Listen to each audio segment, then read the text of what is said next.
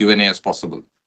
The business as such has got three segments. It's got a truck business, a bus business, and powertrains business, along with financial services and the defense business. The defense business is outside the perimeter of this deal. And without including the defense business, the Iveco Group NV had a 14 billion euro revenue. Ease of mathematics, euro is 100 rupees.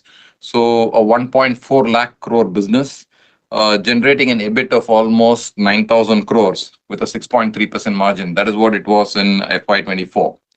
As I said earlier, the defense business is not included in this. The acquisition will be through a voluntary tender offer, open to all public shareholders of Iveco Group NV. And one of the conditions precedent in the deal is the defense business has to be sold off or spun off before the settlement of the voluntary tender offer. The price that we are offering is 14.1 euros per share, implying a total equity value of 3.8 billion euros. That's roughly about 38,000 crores. And this broadly works out to about 2 times EBITDA. Just to compare and contrast, typically commercial vehicle business in India, where we are operating at about 10 to 12 times EBITDA. The merger agreement has been signed yesterday with the board of Iveco recommending and supporting the transaction. We also have an irrevocable commitment secured from Exor, their primary shareholder, to tender all their shares and support the transaction. This is obviously subject to regulatory control, merger control, FDI in various countries, EU foreign subsidies, and financial regulatory. And also happy to note that the Italian government has also made a statement yesterday in support of the transaction. The funding of 3.8 billion euros has already been secured through a bridge financing facility committed by Morgan Stanley and MUFG. And this is expected to be syndicated, subsequently termed out by a combination of both equity and long-term debt over a period of time. Maybe ideally between 12 to 18 months, we would do that after the closure of the transaction. And we expect this transaction to close sometime by April next year, assuming all the regulatory approvals come through. Let me hand it over to Girish to give you a quick update on the business, and we'll come back to the rationale and what's in it for the shareholders. Thank you, Balaji. So, welcome to all of you. Iveco Group was founded in 1975 and is headquartered at Turin, Italy. It employs around 32,000 employees globally, with 19 industrial sites and 30 research and development sites. In 2009, Iveco separated out from Fiat Group as Fiat Industrial, then became part of CNH Global, then separated out from CNH into a separate listed entity in 2022. They have 4 main business segments. The first one being trucks, the largest contributor to the top line, around 10 billion revenue for calendar year 24 with an EBIT margin of 5.6%. And they have around 11% market share in European Union and Latin America, with key manufacturing locations being Italy, Spain, and Brazil. In buses, the revenue for last year was around 2.6 billion, with an EBIT of around 5.5%. They are number 2 bus manufacturer in Europe and operate in city, intercity, and minibus, all the segments, with manufacturing locations in Czechoslovakia and France.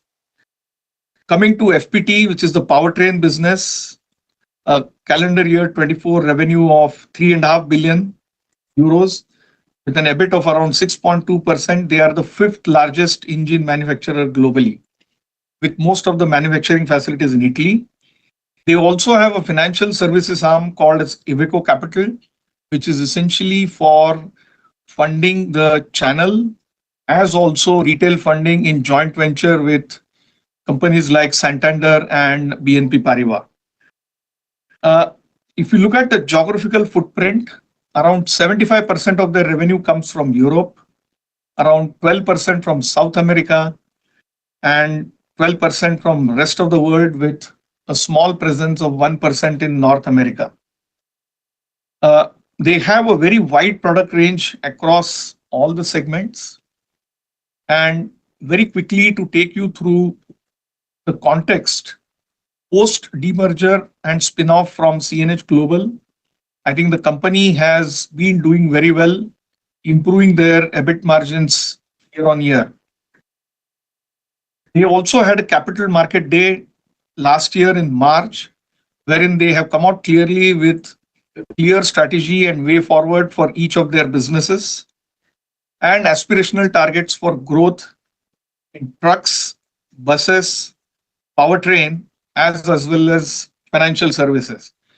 In nutshell, they are going to grow at around 5% compounded annual growth rate to deliver a 17.5 billion euro business with 7 to 7.5% EBIT, which is around 200%, 200 bips improvement over what they've achieved last year, and with a free cash flow of around 0.75 to zero point 0.8 billion euros by FY 20, calendar year 28.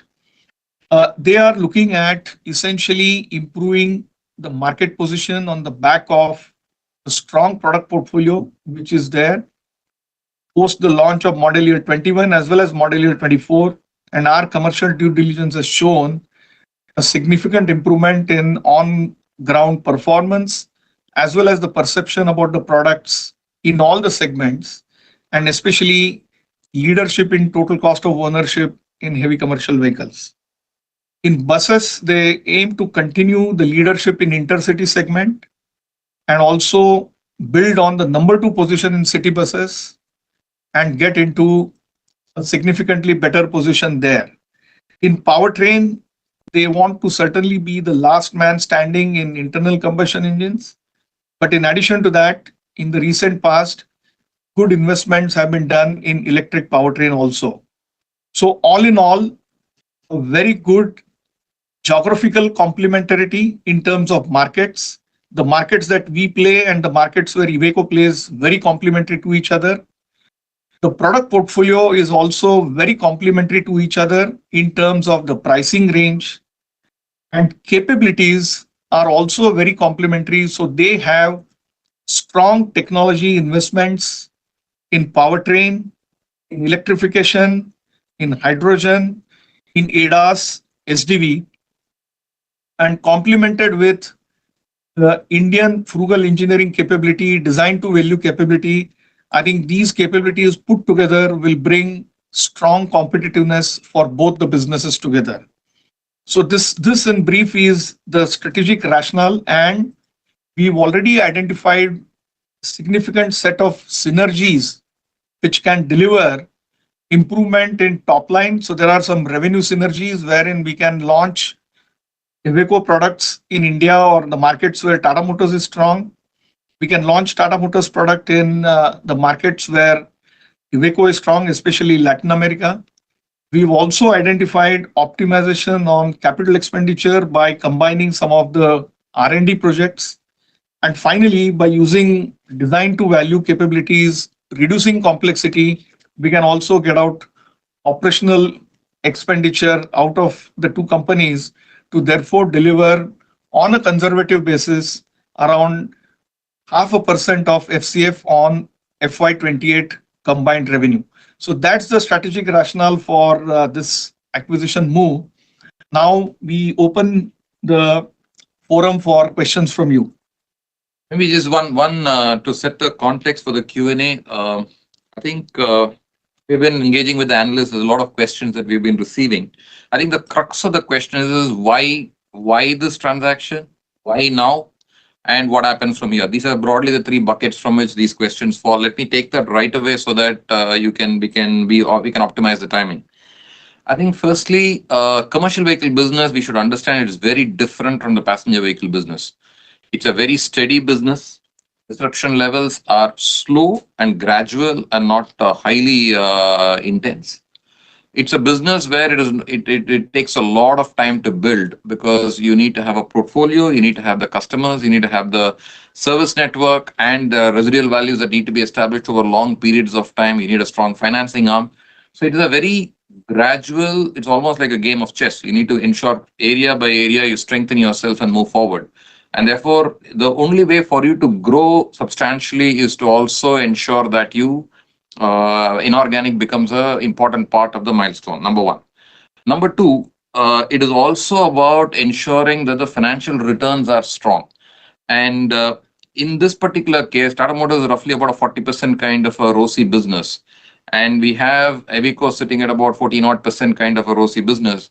And together, we believe we can actually generate substantial value. We can triple our revenue and quadruple almost some of our profitability numbers amongst the two of us to ensure that it still generate a 20% kind of a ROCE, which is it is, and this has happened at a very limited risk because these are well-established businesses that are already there. Number one. Therefore, this acquisition is a very strategic and meaningful acquisition in terms of why we are doing what we are doing. At the same time, there's also complementary of capabilities that Girish just talked about. And we also believe for the Indian business, it's going to get you cutting edge technologies that are there.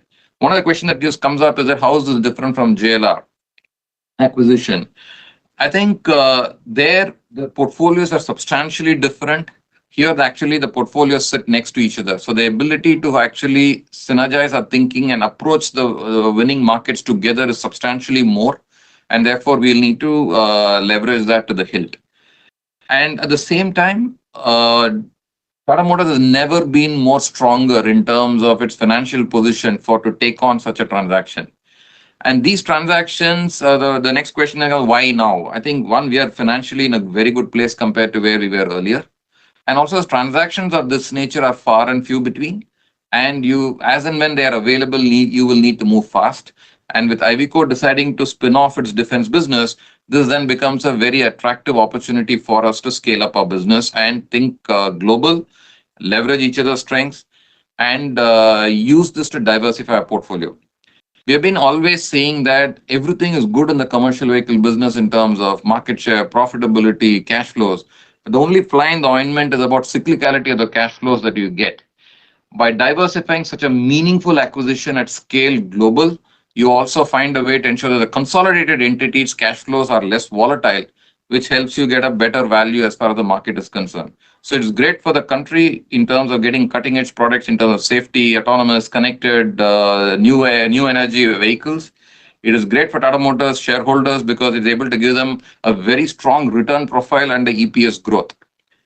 And thirdly, it is also great from an Iveco standpoint because it's giving them scale to a business. If we look at their EBITDA line, they're actually very competitive. But EBITDA to EBIT, it falls quite sharply because for the kind of investments they know, they can now amortize that cost over a larger volume base. So that also helps us. From an overall financial engineering point of view, this is going to be EPS accretive from the second year itself. From the year of launch, by the time the capital raise happens, this becomes EPS accretive. We will pay down our acquisition debt over a 4-year period. And to do so, there will be a capital raise that we will do sometime in the next 18 months. And it could be a rights issue, it could be equipped. We will see how it works out. We have not yet made up our mind. And we'll also be monetizing our stake in Tata Capital. That value also comes in terms of ensuring that we minimize the debt raise. But in any case, the acquisition debt, given the strong free cash flow profile of both businesses, we should be able to repay within a 4-year period. So it's from a overall strategic rationale perspective, it is very strong. And we also entering a market, we are taking commercial vehicles global. And that is one of the logical next steps of the demerger. We said we will unleash commercial vehicles business completely.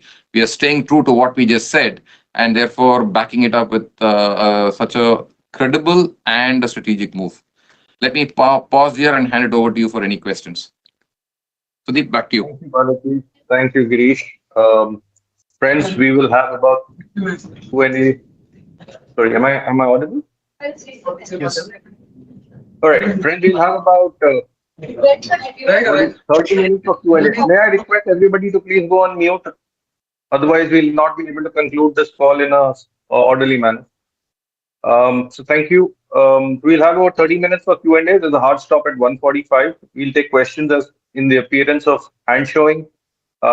Please unmute yourselves when your name is called out. Introduce yourself and then ask a question. Shelly, first question for you. Please unmute yourself. Good afternoon, everyone. Thanks for the opportunity. Just wanted to understand if you have identified some of the cost heads that you would like to target, because most of these manufacturing locations are at a very high cost structure. So if you can just give some color as to what's the plan, which are the cost heads that you've identified. Secondly, how long were you in discussion with Iveco, and were there some other assets also that came to you for consideration? Let me take that question. I think the fundamental synergies are getting driven from revenue.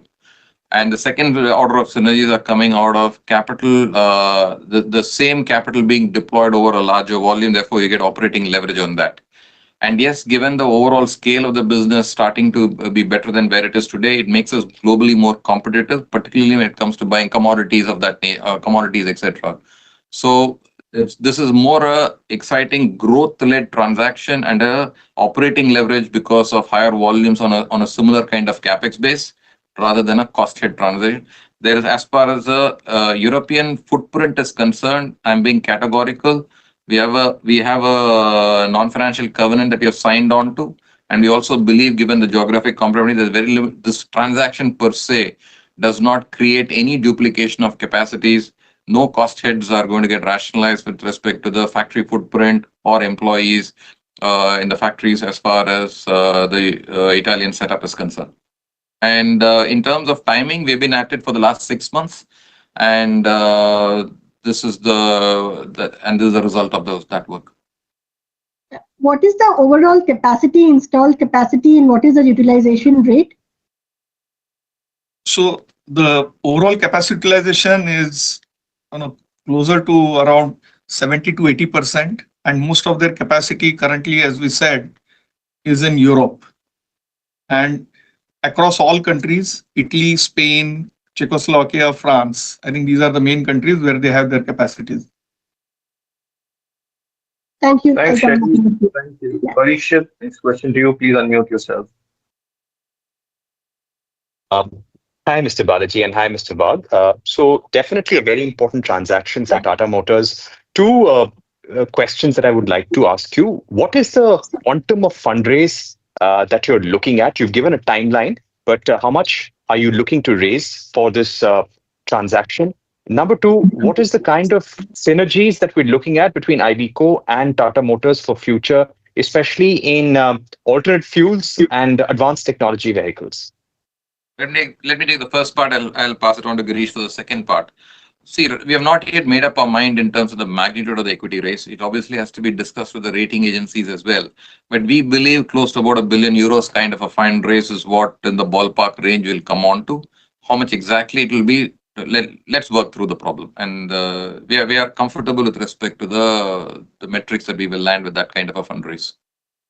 And also, other thing is that monetization of Tata Capital stake that also needs to be factored in. And together, that's more or less takes care of it. And also remember, both these businesses are already cash flow positive, so they don't need money for funding their business investments, and therefore that also will be part of the repayment of the loan plan that we laid out. Girish? Right. Thanks, Balaji. So, Parikshit, the synergies can be actually bucketed into three areas: revenue synergy, capital expenditure synergy, and then operating expenditure synergy. In revenue synergy, we are looking at taking products into the markets where we are strong. Tata Motors is strong and has that portfolio gap. So, for example, we can look at heavy-duty tippers, vans, and some buses coming into the Indian market.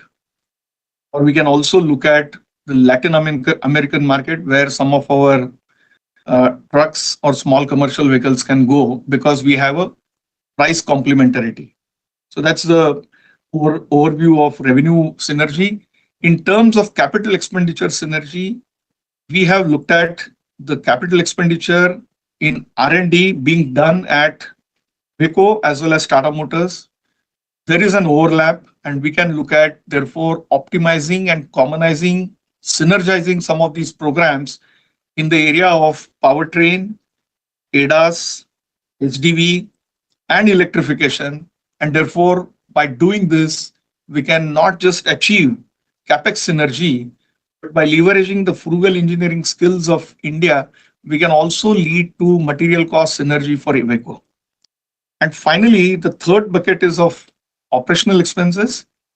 Right now, on a conservative basis, we have looked at only savings that are possible through material cost, because on manufacturing facilities, etc., as Balaji mentioned, there are non-financial covenants, and we will continue with the facilities in Italy. But there is quite a bit that can be done through complexity reduction in their portfolio and design to value, thereby bringing in synergies in operational expenditure. So I think all these three put together, therefore, bring in significant amount of synergies that we have factored in the business case today. Deep. Thank you. Nilesh, next question to you. Can you please unmute yourself? Hi, am I audible? Yeah, Nilesh, go ahead. Yeah. So I wanted to understand what will be the implication of this transaction on Blue Energy Motors operation in India, given the fact that FPT Industrial has purchased minority stake to them and is also part supplying LNG engine to them. And secondly, will you look at introducing, since LNG is something that is being explored in India. So will Iveco's electric powertrain and LNG make inroads with Tata's buses and trucks? See, the first question at this point in time, we have not engaged with them at all. Remember that this is a public transaction. There's only so much of information that you can do a due diligence on, and therefore specifics in terms of transaction, we have not had any time to engage with them. And also also remember, transaction is not done yet. We have announced a voluntary tender offer. This is going to take 9 months for it to actually close, whether we conclude or not. Any decision of any kind will only happen thereafter. And at this point in time, I'm not privy to the what you just discussed. Yeah. So on the second question, yes, there are possibilities for powertrain synergies. But let me also bring to your notice that we have a very strong and long-lasting partnership with Cummins in India for powertrains. And for more than 33 years, we use their powertrains, especially engines in medium and heavy commercial vehicles. We will continue to do so. In fact, in addition to that, we also formed a step-down JV a few years back to accelerate our efforts in development of zero emission solutions, whether it is hydrogen ICE or hydrogen fuel cell and even battery electric. So we will continue to work with Cummins on that. And there are other products in our portfolio in India wherein FPT has ICE powertrains, both in diesel as well as gaseous fuels. And we will certainly explore the synergies which can therefore improve the competitiveness of our products in these markets. Sudeep. Thank you. Anurag, next question to you. Kindly unmute yourself. Hi, Anurag Joshi from ET Now. My first question is that given the divergence in the EBITDA margin of Tata Motors and Iveco, how would Tata Motors look to make this transaction EPS accretive? And my second question would be that will Tata Motors be looking at Iveco's global platform, and it's around the world, to market its vehicles? What would the strategy be there on this? Let me take the first half and I'll give it to the first part. Second part, Girish, you can come in. So their EBITDA margins are actually in line with Tata Motors. Both are around 12-13%. There's no struggle on the EBITDA margin side. But from EBITDA to EBIT, it drops sharply because the depreciation and amortization, the investment that they need to make, the volumes are not commensurate with the investment that they're making to generate the same kind of EBIT margin. Yes, they make about 6% EBIT margin, and we roughly make about 9% EBIT margin, about 3% that's sitting inside that.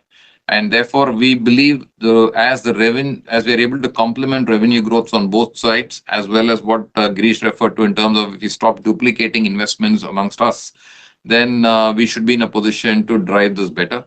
But it's the entire focus, primary focus is about getting revenue synergies flying, and there are enough and more opportunities for that. And as we then do a more careful coordination of where the R&D investments are going, in which areas we don't duplicate, we should be able to deliver better value on that. Having said that, if you look at their own pathway of growth, you will notice that they're looking at pricing as a lever, particularly in heavy trucks. Mix becomes an important lever. They are anyway stepping up their margins in every one of the categories that they're on to. That will also add to the profitability, and therefore that should deliver better value for us. And when you've done the simple comparison of If we did not do a transaction and continue Tata Motors as it is today in its organic growth plan, and we do a transaction, fund it, raise capital, and then look at the consolidated entity and see what are the kind of EPS we generate, this breaks even on EPS on the first year itself after the after the fundraise. And that is basically coming out of a fact it's a profitable business and we are buying it at 2 times EBITDA. And therefore, from an overall cost of acquisition perspective, you are getting access to a substantially large business at a very compelling price. And this, from a selling shareholder perspective, this is almost a 34% premium to what they had before. So it is a win-win from both sides that is coming in, and that's how this deal has got fructified. And hence, you see the full support from the board, you see the support from the Italian government. From our side, it makes hell of a lot of strategic sense. That's how we square the circle. Girish. Right. So, Anurag, thanks for this interesting question. I think this acquisition, once completed, will give us access not just to the products, the platforms, and the manufacturing facilities, but also strong brands with Italian heritage, strong capabilities, again with Italian lineage. It also gives us access to a very strong network for after sales, sales and after sales. So channel is going to be a very big strength that we will be able to have, not just in Europe, but also in Latin America. We will also get access to retail financing capabilities in many of these markets. And therefore, once done, and once we look at both the product portfolios together, being complementary, we can certainly take some of our products into the markets where we will have access to the channel and access to the retail financing capabilities, which otherwise can take years to develop. And therefore, this can certainly lead to significant revenue synergies. Sudeep? Thank you, Girish. Yeah. Alicia, next question to you. Can you please unmute your line? And congratulations, Girish and Balaji, for this milestone acquisition. Just a couple of clarifications first. You mentioned the ballpark of €1 billion. Is this equity, debt, or sort of refinancing the current bridge loans you have? See, the total fundraise, the bridge loan is about €3.8 billion.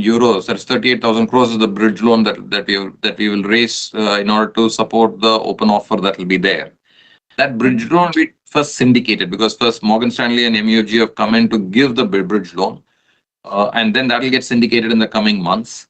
Thereafter, it then gets into we'll have to fund it sometime in April next year. That is when the bridge loan actually gets drawn down. Thereafter, it will take about 12 months to actually do a fundraise of equity and also term out the bridge loan because the bridge loan has to be termed out to the bullet or a duration call. We would expect roughly about an average term of about 4 years for the loan. That's when it terms out in any case. So it will be a combination of equity and term debt. And that's when I indicated the equity raise on this could be close to about €1 billion. Which form it takes, is it a right script? Those are things that we will have to, we'll worry about it at that point in time. But broadly, that's how we are going to do it. Obviously, this requires extensive conversation with the rating agencies as well. And that is something that after this call later in the day, we're anyway engaging with them. Understood.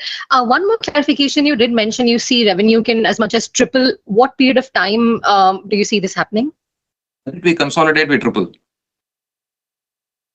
Okay. April. Okay. From Understood. next financial year, this is a triple the revenue. This business goes to a close to almost 2 lakh crore revenue. 2.1 lakh crore revenue is the revenue for, if you just do the forecast and add it up, that's what it will be. Which is what Girish meant earlier. I think it's an important point you raise, Alicia. Doing this at a 20% ROCE on day one across Latin America, Europe is impossible. The only way you can do it is through an inorganic play. And if that is coming in and you can get that EPS to a positive EPS within a year's time of acquisition and you pay off the debt in 4 years through fundamentally free cash flows generated by the business, it's a screaming business case from that perspective. I believe I might have missed some part of the earlier conversation, but you did answer how you're calculating the business will be EPS accretive. Is it fair to assume that you're also getting the cash on the Iveco balance sheet in this Yeah. deal? It's an enterprise value. You do an enterprise value and then make the adjustments to an equity value to do the equity fundraise. Because the defense is being sold out at this point in time. They've announced that yesterday to Leonardo. And therefore, that get dividended out. Then the remaining company is the entire company that you take, including the cash and the debt. Right. Lastly, again on the timing, Thanks, I believe Alicia. Sorry, Alicia, I'm sorry. I'll have to. This is just one question, Sudeep, if I could. On the last timing, question. yeah, on the timing. So this deal will sort of, complete at the same time as you're looking to list the two demerged entities, and you will sort of go into listing with a load of debt, on the CV business. Is that a concern? And because with LR itself, debt was something, that was an overhang on the business for some time. First of all, the listing of the commercial vehicle business will happen in October this year. And by the time the script starts trading, will be 45, 60 days after that. The demerger will be done on October 1st. This is likely to conclude by April next year. And that is when this business consolidates itself. I've already explained the rationale and how it's a screaming buy. And therefore, from that perspective, we don't see an issue at all. And the commercial vehicle business is a solidly cash accretive, high ROCE business. And most bulk of the thing, barring the 1 billion fundraisers, the remaining is all getting generated out of free cash flows and paid out. So don't see a concern there. Thank you. Thank you. Next question from Shubhangi. Please unmute yourself. Yeah, good afternoon, everyone. First thing, we do understand that you would be introducing Iveco products in India and vice versa, but would you also be open to looking at joint platforms for certain category of vehicles? And secondly, on the future of the labor integration, you did talk about no immediate job cuts, but how long is it going to be valid, and probably what after that? And just additionally, would you say that does the Daewoo acquisition that took place, did you get some learning curves from there to go ahead with this one? So I will answer first and third. Right? So the first one was regarding joint platform development. So certainly that will be a possibility. As I said, I think there is a lot of expenditure in R&D in both the places. We will see not just conflicting, but even overlapping programs and bring optimization amongst the two. Platform sharing, future platform sharing could be one of those. Second, let me talk about Daewoo. I think the Daewoo acquisition has helped us to understand how do we compete with the global CV giants, because Daewoo anyway competes with the Daimlers, Volvos, and the Tratons of the world in the Korean market. Right? That is number one. Number two, it also helped us to prove some of the synergy projects. Like, for example, all the medium and heavy duty trucks of Daewoo are with the cabin which is developed in India and was then jointly built for Korea. And even the entry into the light duty market in Korea was based on some of the aggregates which are being developed in India. So I think with this, we have developed the capability of cross-cultural integration and synergy projects, which will be of significant use and benefit when we start deploying that template on a much larger scale with Iveco. Balaji? Yeah, and as far as the labor is concerned, it all starts with the basic strategic rationale that there's no overlap in the industrial footprint at all. So conceptually, there's no reason for this transaction creating any stress as far as the labor workforce anywhere in Iveco is concerned. From their own internal plan perspective, Unlimited Pathways, which we called out, has some plans in terms of whatever it is the profit improvement plan is. Beyond a point, we don't have access to it because we've been evaluating this from outside. So which we believe that's good enough in terms of how it is things are going to pan out here onwards, even after the 2-year NFC commitment. We are saying from a transaction, there's nothing to do with whatever Iveco needs to do to stay competitive, they will do as part of their own decision making, which is part of their Unlimited Pathways. The transaction does not either accelerate it or impair it. So we are neutral from that perspective. All right, got it. Thank you. Next question, Abhishek, please unmute yourself. And may I request just one question, please? We're running out of time. I would like everybody to have a shot at it if possible. Yeah. Good afternoon, Mr. Bhalla. Am I audible? Yes, you are. Yes, you are. Please ask your question. Okay, okay. Partly my questions have been answered, so the remaining part I will ask. Sir, there has been in the release, it has been categorically mentioned that there won't be any production shift of the of all the commercial vehicles, of especially of Iveco.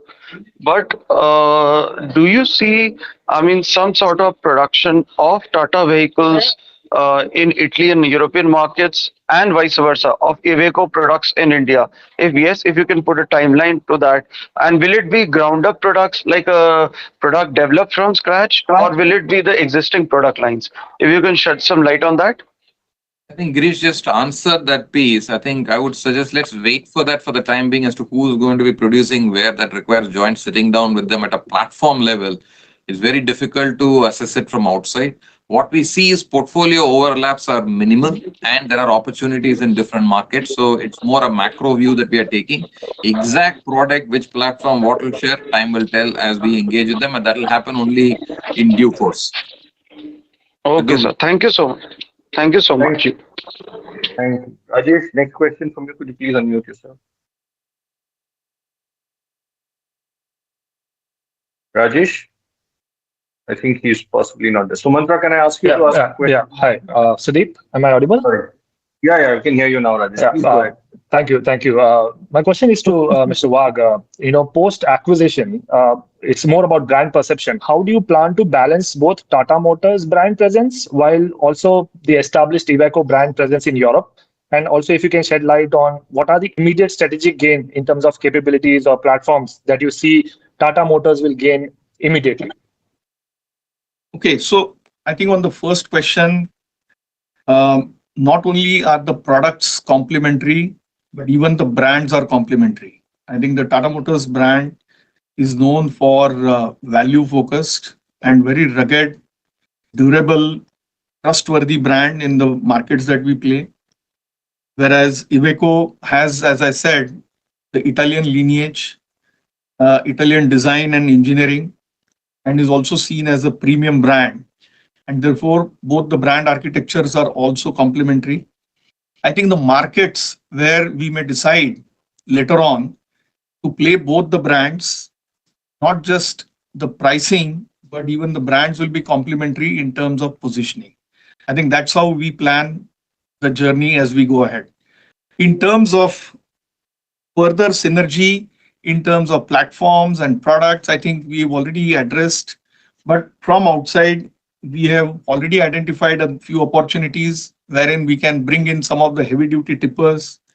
We can look at some of the bus products, vans from Iveco portfolio, which can come into India. And at the same time, I think some of our products across the range can be looked at for the Latin American market by leveraging their network. Sudeep? Thank you, Girish. Sumantra, can I ask you to unmute and pose your question? Yeah, thanks. Good afternoon, everyone. Many congratulations, Girish, Balaji, Sudeep, on this landmark acquisition. Big deal for not only Tata Motors, for Indian automotive industry as well. Much of it is all well discussed, but also wanted to understand is what are the, let's say, key, maybe 2 or 3 not so strong stroke weak areas of both Iveco and Tata Motors, which you think could be addressed by this coming together of both the entities. And if I look at a slightly, say 1 year to 1.5 years down the line, once you kind of demerge and become an independent entity with your global ambitions, how did this, can call it, say, one Tata Motors approach of Tata, Daewoo, and Iveco playing for you? You can just draw the picture for us, please. Okay.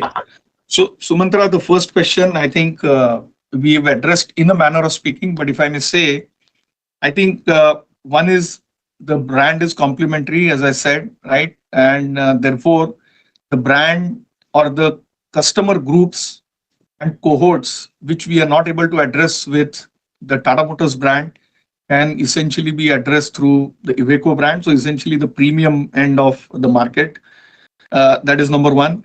Number two, I would say that the frugal engineering capabilities that we have in India will certainly be of value in Iveco to optimize their products and bring in this design to value thinking is the second thing.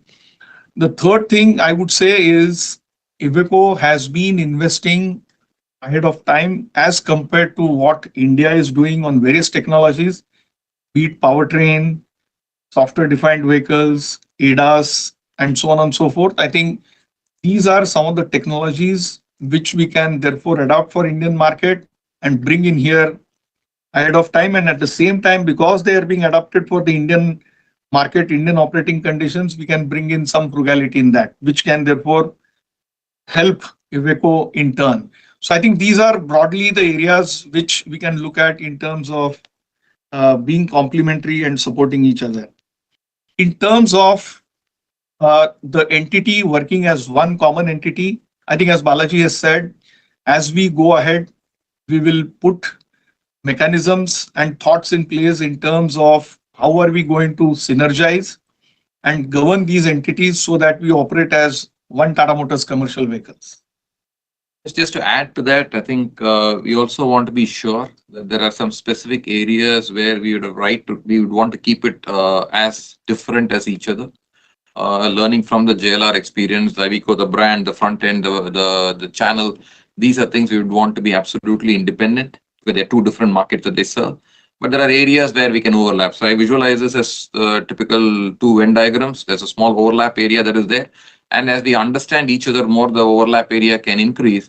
But we do believe that it is going to be that kind of an approach that we will take. But it's so important that we first understand each other, get the cultural sensitivities taped up between the two companies, build the trust between the two companies, and more importantly, the excitement of actually winning together is what the first focus is going to be. And therefore, we will do this in a measured manner along with the Iveco team.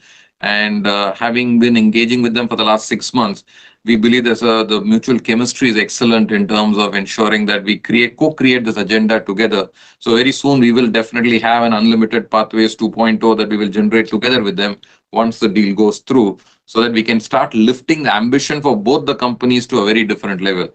And I'm aware that a lot of people are just seeing it as 2 and 2 together, but 2 and 2, if it's just going to be 4, we have a problem. So I would want to see how 2 and 2 actually can make a 6 or a 8 or a 22 if we can pull it off. Let's wait and see how that plays out. Thank you. Bhushet, can I ask you to unmute and pose your question? Hello. I want to ask, Iveco has a tie-up with Ford Otosan for a cab manufacturing arrangement in Europe, and it also has an arrangement with Hyundai for fuel cell vehicle technology. How does that figure into this deal? And does Iveco design capabilities also come to this deal, or they are out of the purview? So Bhushan, I think all the capabilities, IPs, facilities will be part of this deal, right? So Tata Motors will therefore have access to all of these, number one. Number two, I think as Balaji said, it is too early to speak about all the partnerships, etc., that they have in place, but specifically the two that you have mentioned, which is the cabin partnership for development and manufacture of next generation cabin, as also the fuel cell with Hyundai, we are aware of. And we will continue to nurture these because these have been done very thoughtfully and very strategically for their trucks business. We completely understand the strategy behind these partnerships, and then we support these fully. As a part of unlimited pathways, there are many more actions and initiatives that the Iveco management has already taken, which we are going to fully support. And going beyond, when we decide the way forward, as Balaji said, if 2 plus 2 can be made 22, there will be new set of synergy initiatives that will be brought on table together. And those are the things then we will start driving together once the acquisition happens. Thank you. Next question from Lalatendu Mishra. Before you unmute yourself, Lala, I'm cognizant that we have run out of time, but if it's okay, Balaji and Girish, maybe we can just stretch for another few minutes. The last We two have, questions. Sudeep, I have a hard all right, stop. I have an external meeting after this. sure. So last two Hi. questions.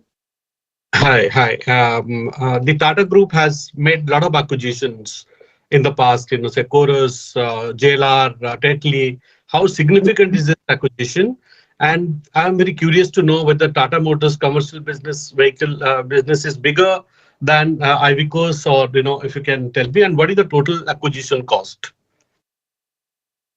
Yeah, I think strategically, this is ranks right up there in terms of the top acquisitions that the group has done. And from a commercial vehicle business perspective, as I said earlier, it is actually very strategic and something that is from an industry perspective, it's a very large move because it's a very consolidated industry.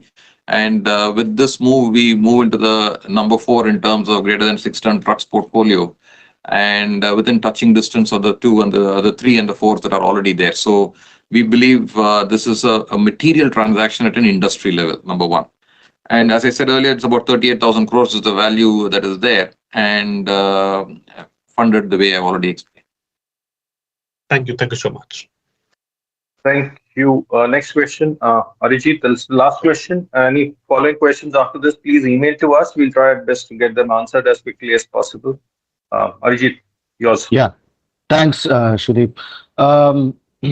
Thank you, gentlemen, and congratulations to both Girish and Balaji. Just wanted to understand, integration is always a challenge when you bring two large businesses together. In the CV space, how are you thinking of integrating the two businesses in terms of different customer expectations, the regulatory demands, and price points? Because they are very sensitive when it comes to the CV market. That's one. And secondly, what about the pension liabilities? How much will Tata Motors inherit? So let me take this question. I think they have a closed defined benefit scheme that's fully funded, and the defined contribution scheme is bulk of it. All of it is in a good place. So it's part of it. We are buying the company, and therefore these come along with it. We don't see any stress on that particular front. It's a very well-run, well-managed company, and we don't see stress there. And Synergies, the way we are going about governing it, I've explained that in earlier this one. So therefore, we fully understand that this needs to be done with care. There are people involved, and we need to be sensitive to their concerns. At the same time, more importantly, there's an excitement of what we can go for together.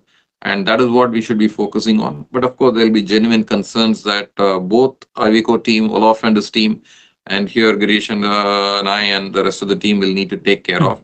We are cognizant of that. We have learned from multiple acquisitions of Tata's across time, and there are good learnings which we should implement from there. Thank you, and congratulations again. Thank you. Thank you, gentlemen. Friends, I'm sorry, but that's all we have time for today. Regret not being able to take all your questions, but do feel free to send them in if you have any question which is yet not answered, despite the press release, the investor deck, and the interaction today. My team and I will be happy to assist with whatever we can. Do remember that this is an announcement of a transaction which will conclude over the next few months, and therefore the ability to answer certain questions might be restricted. Appreciate your understanding and patience. Thank you very much and have a great evening ahead. Thank you.